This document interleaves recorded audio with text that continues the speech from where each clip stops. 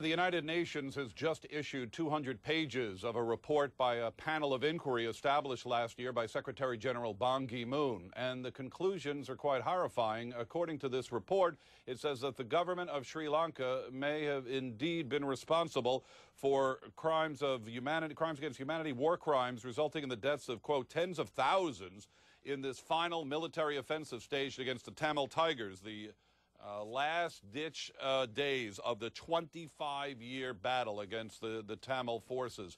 Now, there were many hundreds of thousands of civilians caught in the crossfire here between these two forces.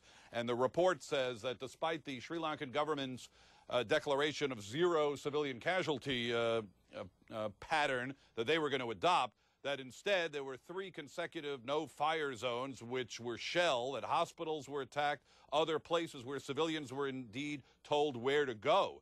The Sri Lankan government has previously already said this report was fundamentally flawed, and the UN took days to release it, constantly waiting for Sri Lanka to respond. The UN wanted the Sri Lankan government point of view documented in this report, but so far, according to Secretary General Ban Kimoon, he notes that the invitation is still available, but the government has still not responded. The government is promising a May Day rally that would be against the United Nations. There were very tense rallies outside UN headquarters when this investigation was announced. Now, the Tamil Tigers are also accused in the report of also being potential responsible for crimes against humanity, and there will be further investigations if Ban and the UN have their way, but they're going to need Sri Lanka's cooperation. The Secretary General is asking for Sri Lanka to conduct its own investigation to produce some accountability on this issue, but that doesn't appear likely at the moment. And of course, Anna, the UN issues this report at the end of the business day in New York, sort of past many media deadlines, the usual pattern when you've got a report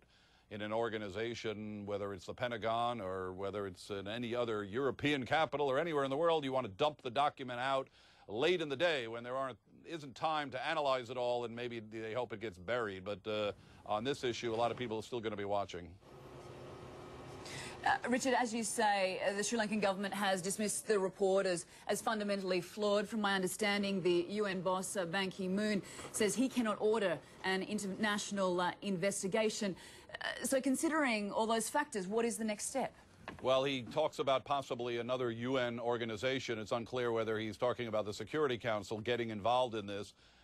There could be other actions, including an investigation into the UN's role. Ban Ki-moon, as Secretary General, received a storm of criticism in the final days of this military offensive for accepting the accusations when too many times the government view that there really was no harm being done to civilians.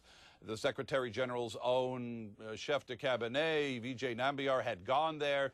The accusations are whether the UN responded promptly to this humanitarian disaster and took too much of the government's perspective. So the Secretary General says he's going to respond positively to the panel's recommendation for a review of the UN's action regarding the implementation of the humanitarian and protection mandates during the war in Sri Lanka, particularly the last stages.